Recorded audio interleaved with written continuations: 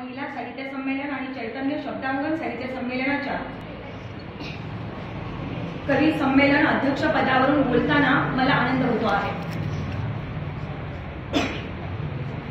आदिलशाहीतील एक महत्त्वाचं गाव, महत्त्वाचं रेल्वे जंक्शन, शास्त्रीय संगीताचं माहेरघर, महाराष्ट्र, कर्नाटक आणि आंध्राला वैद्यकीय सोयीसुविधा देणारी आरोग्य पंढरी, राणी दुर्गादेवीच्या आणि संताजी घोरपड्यांच्या शौर्यानं पावन पवित्र झालेली ही भूमी, उपनगरांची राजधानी, पंडित विष्णू दिगंबर पलुसकर, उस्ताद अब्दुल करीम खान, हिराबाई बडोदेकर यांच्या आवाजानं मंथरलेली ही नगरी, बालगंधर्वांच्या पदस्पर्शानं पावन झालेल्या मिरज नगरी, हलवा यांची प्रसिद्ध मिठाई शब्दांकांचे कार्यकर्ते साहित्यिक आणि रसिकांच्या तळहातावर ठेवतात त्या धावणाऱ्या प्राध्यापक भीमराव गुळुगुळू, नामदेव भोसले, प्राध्यापक धनदत्त बोरगावे,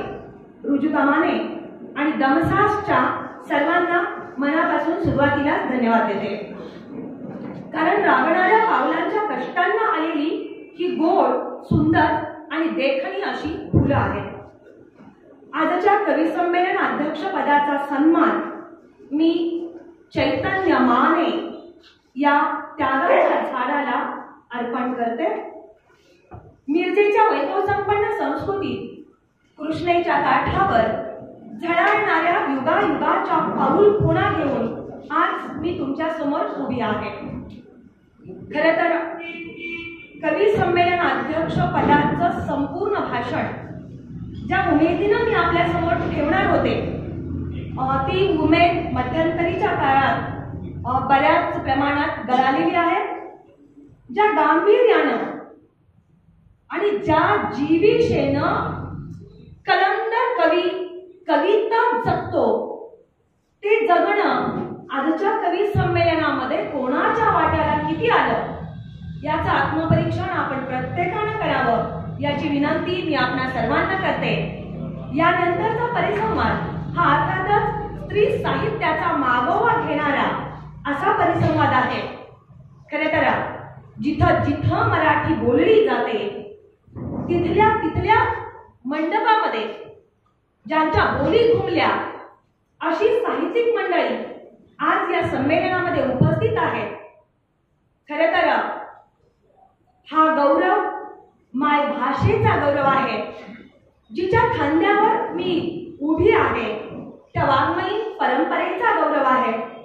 ज्यांच्या हातात हात घालून माझा प्रवास चालू आहे त्या माझ्या समकालीन साहित्यिकांचा हा गौरव आहे।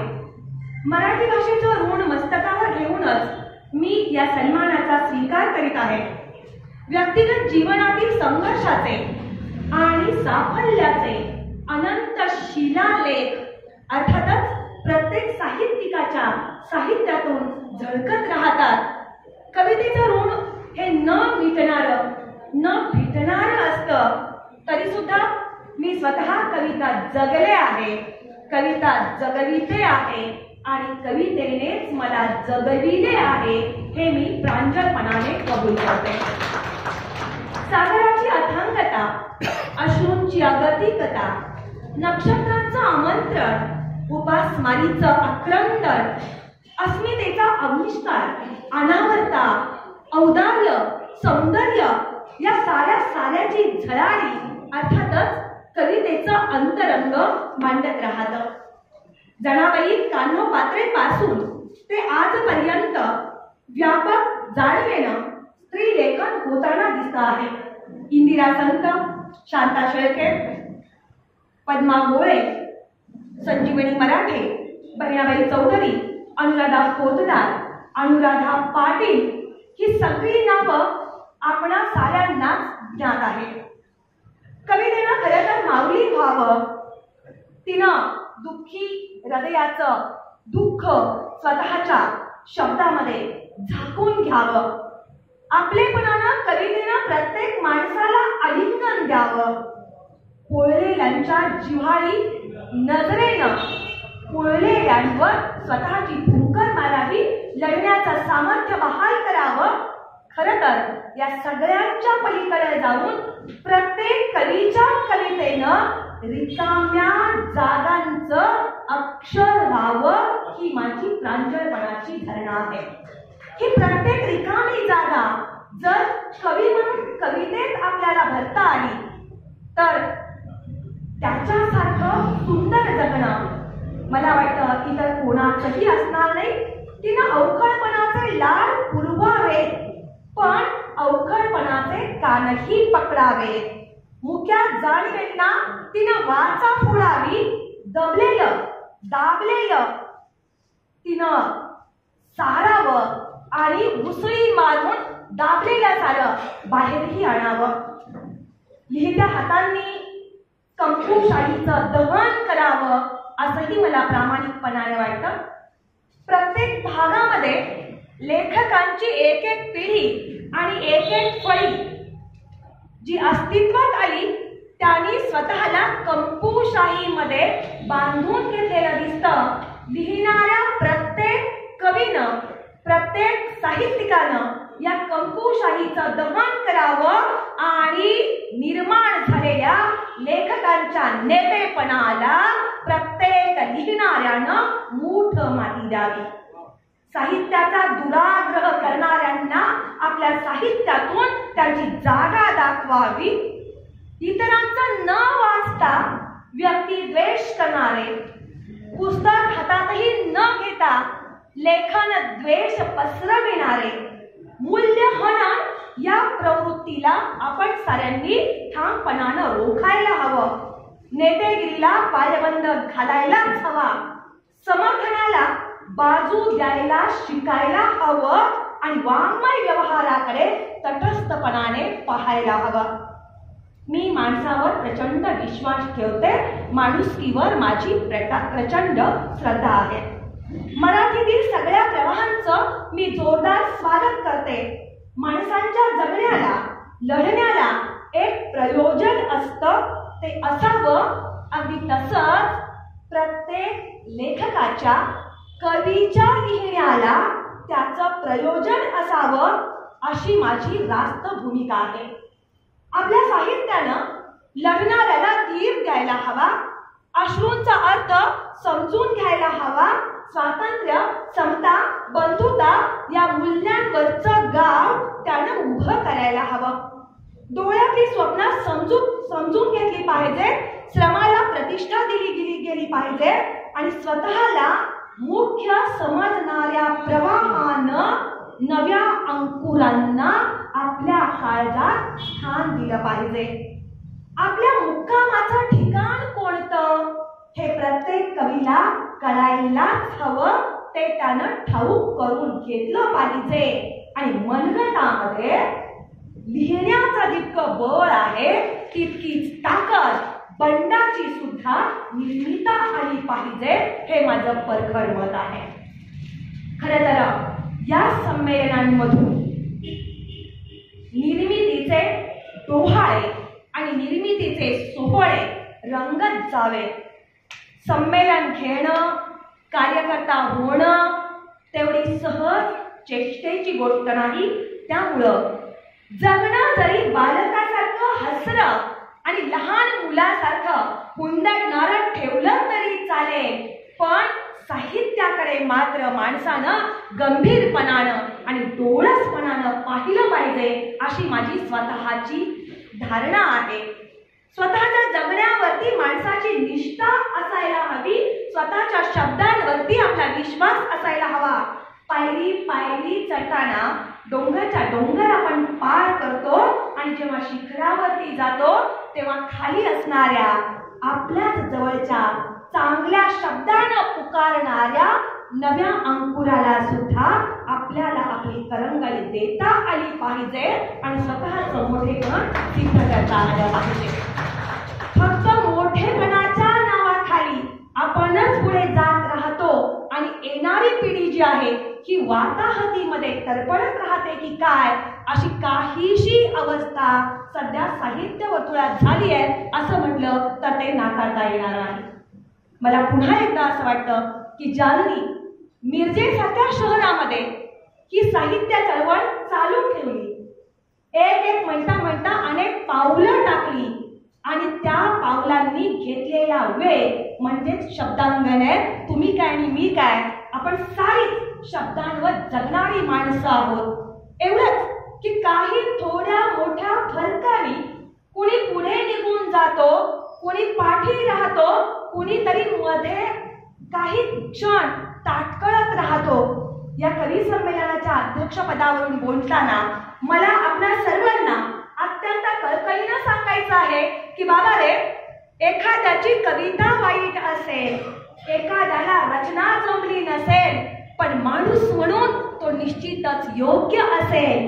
त्यामुळे कवितेची फरफट झाली तत्क्षणी त्या ओळींकडे दुर्लक्ष झालं, ठीक, पण त्यासाठी माणूस नावाची गोष्ट स्वतःच्या डोळ्यातून, नजरेतून उतरू देऊ नये.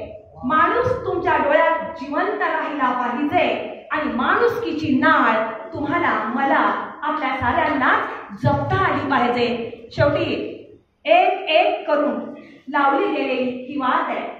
सांगली जिल्ह्यामध्ये खेडोपाडी आणि परिसरामध्ये छोटी मोठी अनेक साहित्य संमेलनं होतात.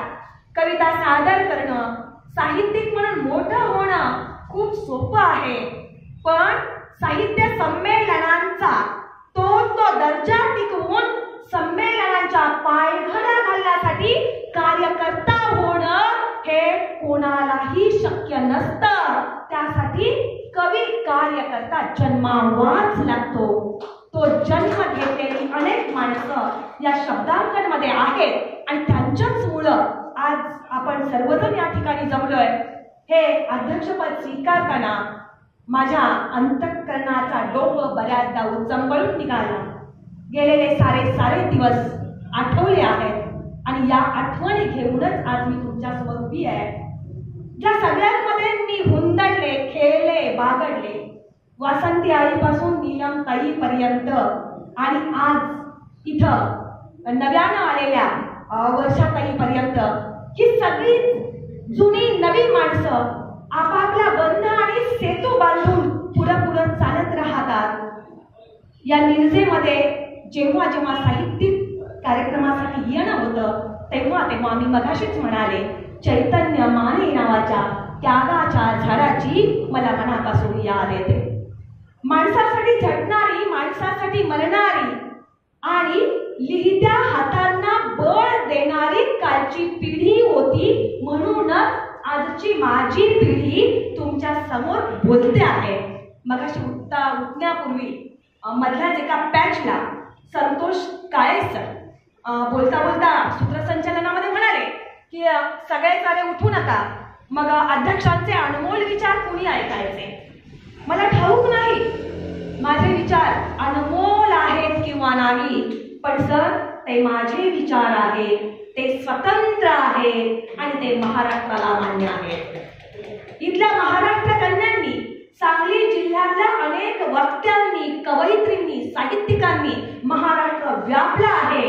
एवढंच नाही तर आमच्या पोटाला धरून चालणारी, आमच्या संमेलनामध्ये कविता वाचून टाळ्या घेणारी लतासारखी, रमजानसारखी, अभिजितसारखी, सुधीर इनामदारांसारखी ही जी आजकाल बाहेर गाणारी गाती मंडळी आहे, ही गाती मंडळी महाराष्ट्रातलं असं कोणतं व्यासपीठ आहे, असं कोणतं सभापीठ आहे, असं कोणतं विचारपीठ आहे आणि महाराष्ट्रातलं असं कोणतं साहित्य संमेलन आहे की ज्या संमेलनाला सांगली जिल्ह्यातल्या आमच्या पिढीचा पाय लागला नाही.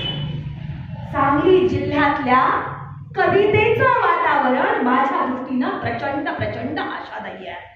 मी आशावाद ठेवणारी मुलगी आहे. आशावाद हा माझा स्थायी भाव आहे आणि माझ्यातलं लहान मूल मी आयुष्यभर मरू देणार नाही, कारण मी प्राध्यापक नाही. प्राथमिक शिक्षक हा 1ली ते 7वीच्या पोरांमध्येच राहतो आणि त्यामुळं त्याला त्याचं बालमन जे आहे हे बालमन आयुष्यभर सांभाळता येतं. आमच्या हाताखाली जी छोटी छोटी मुलं असतात ना, ती मुलं आम्हाला सगळं काही सोडून द्यायलाही शिकवतात, नव्यानं लढायलाही शिकवतात, पडल्यानंतर उठायलाही शिकवतात. खरं तर ज्या ज्या बायकांसाठी मला बोलायचं होतं, ज्या मुलींसाठी बोलायचं होतं, त्या मुली इथून निघून गेल्या, पण गेलेल्यांना एक मेसेज मात्र नक्की पोहोचवा. बघा, पुरुषांच्या दृष्टीनं घर सोडणं सोपं असतं.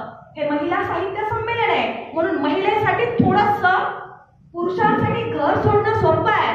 पण मग अशी कविता झाली की घराचा उंबरा ओलांडून आत आल्यानंतर परत तो उंबरा ओलांडायचा हे मात्र महाकठीण असतं. पण बाई ग, जेव्हा हा उंबरा ओलांडला जातो, एक एक करत अनेक पावलं तू टाकायला लागते.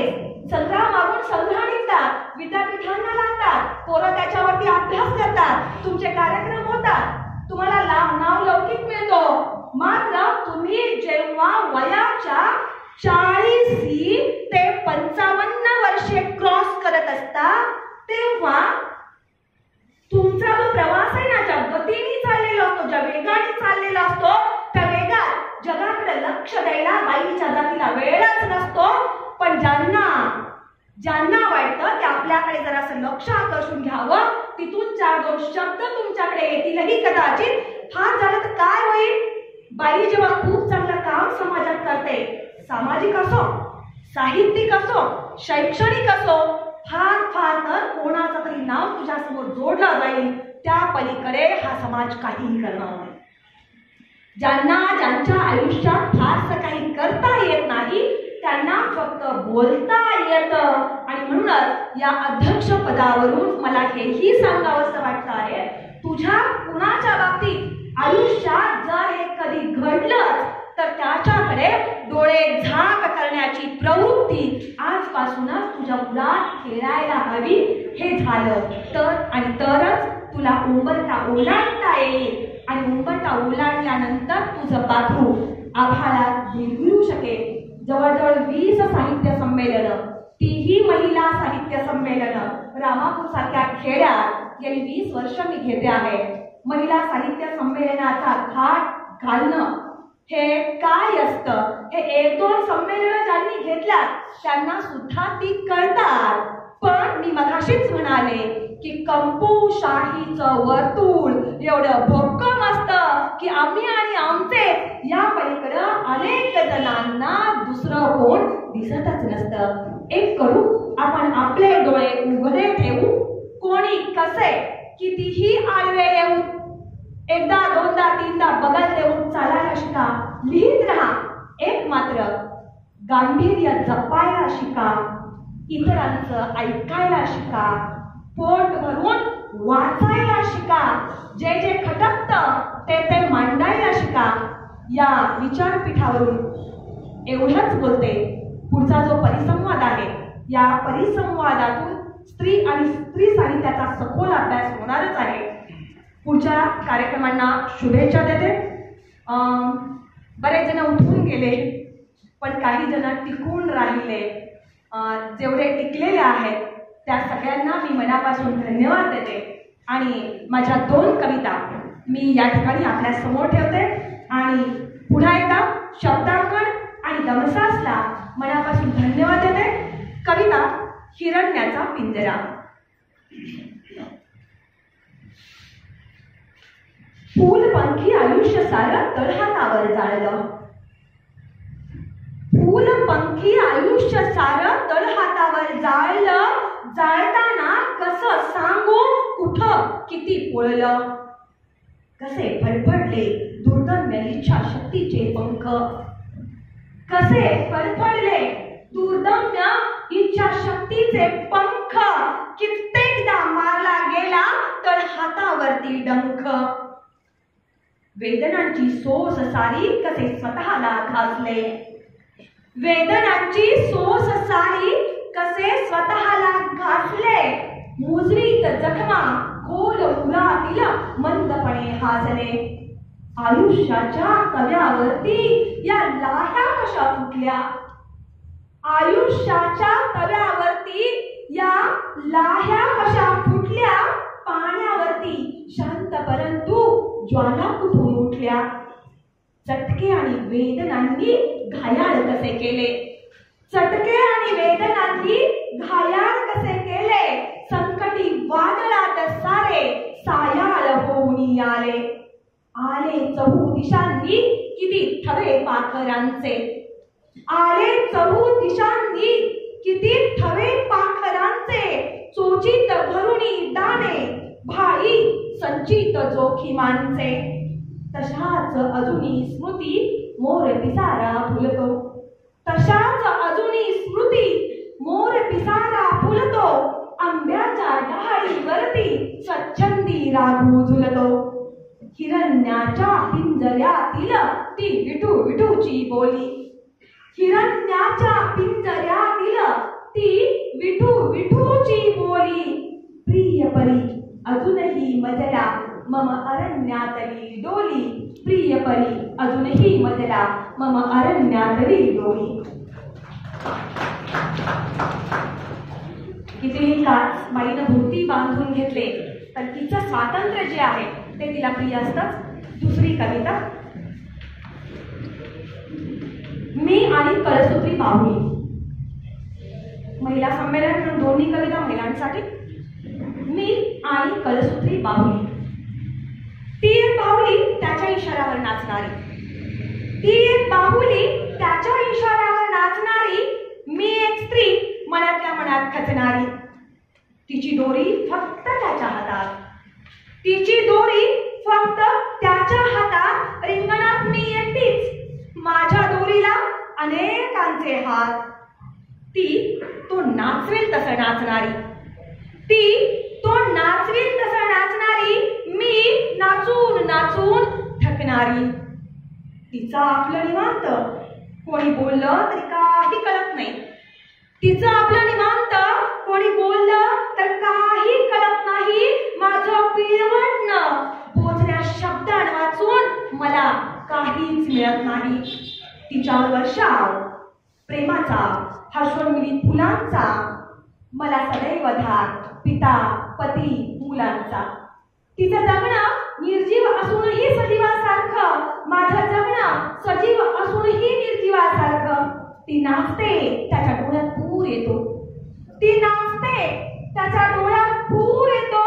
तो वागतो माझा पूर ओसरून जातो.